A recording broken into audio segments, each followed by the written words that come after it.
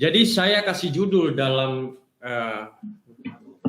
pertemuan kita atau pembahasan kita pada malam hari ini, Roh Kudus bukan Tuhan berdasarkan Alkitab. Karena sesuai dengan kemampuan apa yang saya ketahui, bahwa Roh Kudus itu, roh itu bukan Tuhan. Maka kalau roh itu bukan Tuhan, maka benar di sini membuktikan Al-Quran kemudian berjurus kepada Ruhul Kudus, ya, adalah malaikat Jibril. Saya ke Bang Bonar. Halo Bang, tes. Ya. Suara bagus Bang. Suara bagus. Oke. Cuma gini Bang Bonar, ini ada yang japri saya minta nomor Bang Bonar, dikasih nggak? Oh, kasih. Oke, nanti saya kasih. Ya. Oke, silakan lanjut. Ya, silakan. Jadi mohon izin kepada seluruh teman-teman yang hadir di room ya. Jadi kita kembalikan ke tema. Saya bertanya gini, apakah Roh Kudus adalah malaikat Gabriel gitu? Nah, mudah-mudahan slide-nya sudah muncul ya, Bang Risto. Nah, kalau kita bandingkan Lukas 1:26 sampai 28 dengan Matius 1 sampai 18, di situ kelihatan bahwa ada indikasi bahwa Roh Kudus itu adalah malaikat Gabriel ya. Jadi di Lukas disebutkan Allah menyuruh malaikat Gabriel pergi ke Nazaret, ke sebuah kota di daerah Galilea. Gabriel itu tadi diutus kepada seorang perawan bernama Maria gitu. Itu di Lukas 1 sampai 26. Terus kemudian di Matius 1:18 kelahiran Yesus adalah seperti berikut. Pada waktu Maria ibunya bertunangan dengan Yusuf, ternyata ia mengandung Roh Kudus. Itu indikasi bahwa malaikat Gabriel itu adalah Roh Kudus gitu. Itu yang pertama. Terus kemudian yang kedua, sang penghibur yang dijanjikan oleh Yesus itu pasti bukan Roh Kudus gitu. Itu udah jelas gitu. Karena syarat datangnya Roh Kudus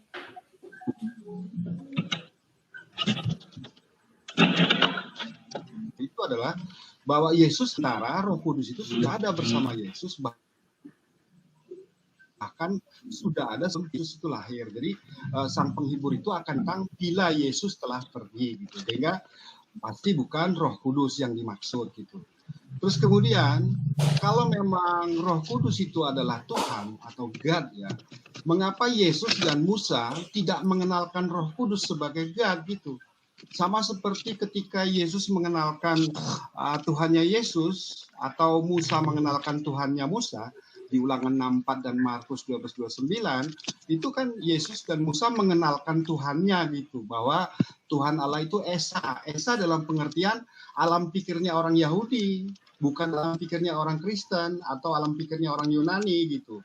Tapi alam pikirnya orang Yahudi, Esa itu dimaksud tiada tara, tiada serupa, tiada yang sama. Satu, unik gitu loh. Itu yang perlu diperhatikan. Terus kemudian Roh Kudus ini kan menjadi oknum Tuhan yang terakhir kalinya gitu, yang terakhir kalinya. Nah, terus sampai hari ini ya sesama Kristen, God dari sesama Kristen itu kan beda-beda, sehingga kemudian ini timbul pertanyaan gitu loh, dari mana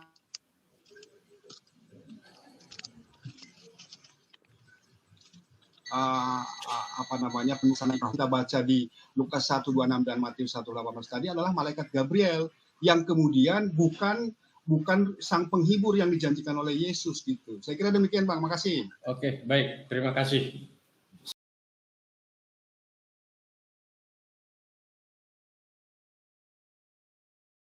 Topik yang sangat bagus ya, karena ini menyangkut doktrin primer lah ya, doktrin primer, terutama di Kristen gitu. Bagi kita juga ini doktrin primer, karena kalau di Islam itu syirik itu tiada ampun ya, kalau syirik itu tiada ampun. Oleh karena itu memang kita perlu mencari tahu siapa sih sebenarnya the Lord God-nya Yesus gitu, yaitu Tuhan Allahnya Yesus kalau di bahasa Indonesia kan. Nah, mungkin saya sharing aja dulu, sharing screen Bang Aristo, supaya saya tidak terlalu ngalor ngidul karangan bebas, tapi kita punya dalil yang kuat gitu Bang. Makasih Bang, permisi Bang.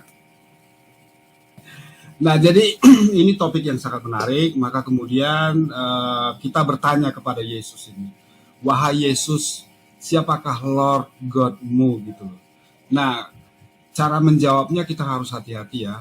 Yang pertama, kita cari jawaban dari Bible dan bukan dari sumber lain. Jangan dari Quran itu, karena kita tidak mau ada pencampur adukan yang nggak perlu. Dan kemudian kita tidak perlu karangan bebas ya. Terus kemudian kita akan menggunakan dalil yang jelas dan tegas untuk menerangi dalil-dalil yang kabur dan bukan sebaliknya. Supaya apa? Supaya Bible itu tidak menjadi kitab suci yang kontradiktif, Yesus juga tidak menjadi pembohong, atau Yesus tidak juga menjadi penyesat, dan kita tidak tersesat, kita yang membacanya, dan kemudian kita tidak pusing sendiri gitu. Maka kemudian ini harus kita tanyakan kepada Yesus sendiri, wahai Yesus, siapakah Lord God-mu gitu. Nah, dari Bible kita ketahui jawaban Yesus adalah, pengutusku adalah satu-satunya God, Allah yang benar, Yohanes 17:3, Godku dan Godmu, Yohanes 20:17, Tuhan yang Esa, Markus 12:29, Tuhan Lord langit dan bumi, Matius 11:25. Jadi ini jawaban dari Yesus atas pertanyaan kita ini tadi. Oleh karena itu, kalau menurut saya kita harus pegang kuat dalil ini untuk menerangi dalil-dalil yang mungkin muncul kabur gitu. Nah, lalu kemudian ada tambahan info yang perlu kita kita baca dari Bible. Di Bible disebutkan bahwa saat di sorga Yesus tuh bersebelahan dengan God-nya Yesus. Artinya kalau dalam bahasa yang lain itu disebut Yesus itu didekatkan dengan God-nya Yesus. Didekatkan bukan berarti harus nempel, bukan harus sangat dekat, pokoknya didekatkan gitu. Terus kemudian kalau kita baca juga di Bible ya, bahwa Esa itu artinya satu-satunya, one, alone, only, satu, unik ya, karena tiada sama, tiada serupa, tiada tara gitu. Nah, dari sini ada satu kesimpulan yang kita dapat, bahwa Lord itu bukan God, tapi kalau God harus Lord gitu. Kepada manusia arti kata Lord adalah Tuan atau pemimpin, tapi kepada God arti Lord itu harus Tuhan pakai H. Khusus untuk kata Tuhan, Tuhan yang huruf besar semua, itu adalah nama ya, yang diduga sebagai nama.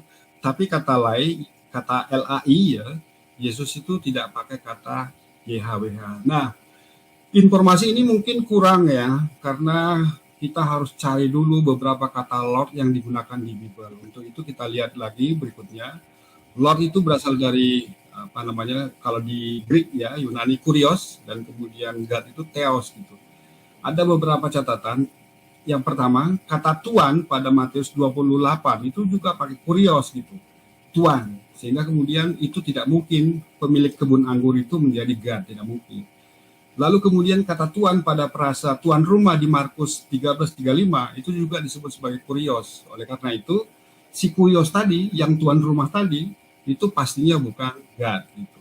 Lalu kemudian kata tuannya pada Matius 10:24 itu juga disebut sebagai kurios. Tapi si kurios yang ada di Matius 10:24 ini pasti bukan God.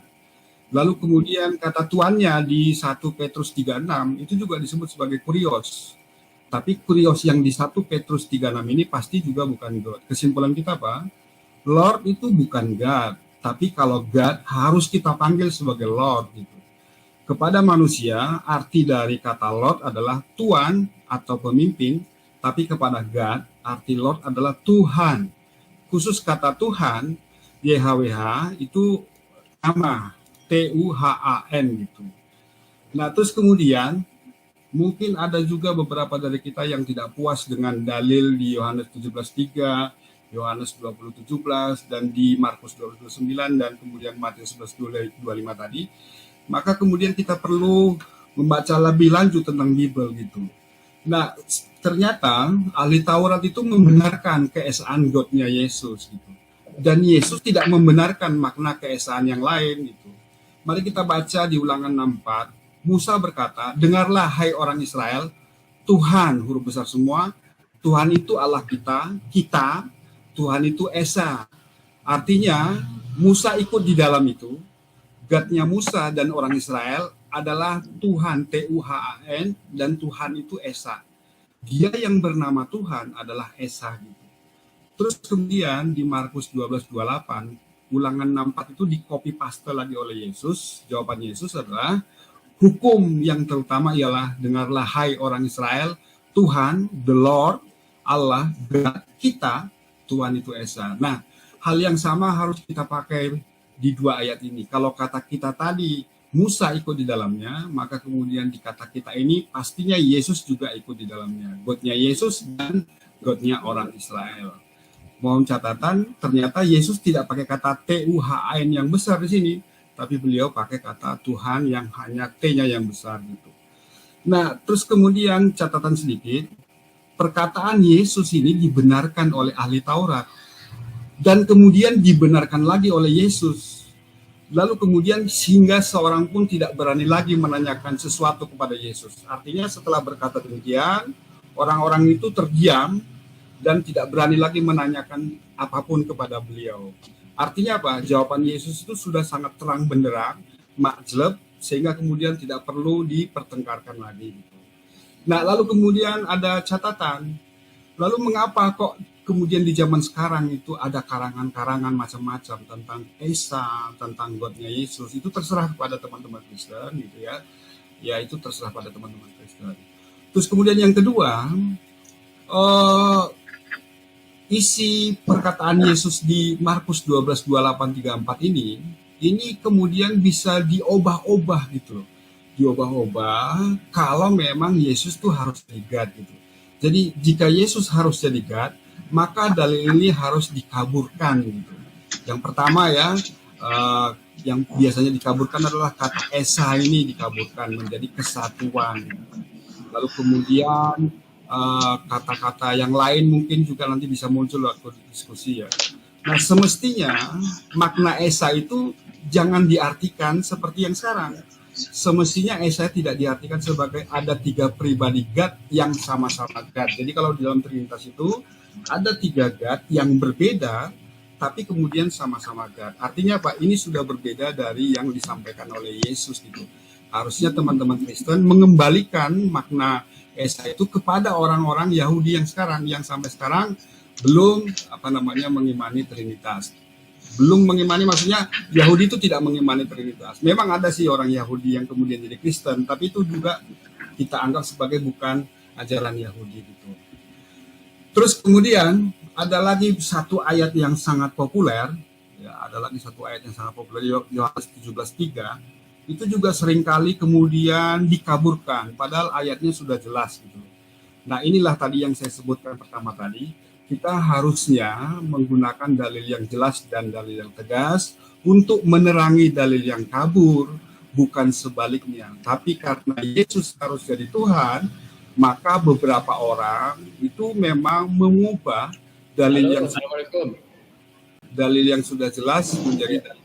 Iya. Tunggu ya, saya lagi live ini. Bang Aristo suaranya masuk, Bang. Terus kemudian sudah. Ya, bicara sudah. Bang Aristo suaranya masuk. Nah, jadi lalu berikutnya ya, jadi di Yohanes 17:3 ini adalah dalil yang sudah jelas dan tegas. Inilah hidup yang kekal itu, yaitu bahwa mereka mengenal Engkau satu-satunya God, Allah yang benar, dan mengenal Yesus Kristus yang telah Engkau utus. Nah, coba kita pelajari video-video dari beberapa pihak ya.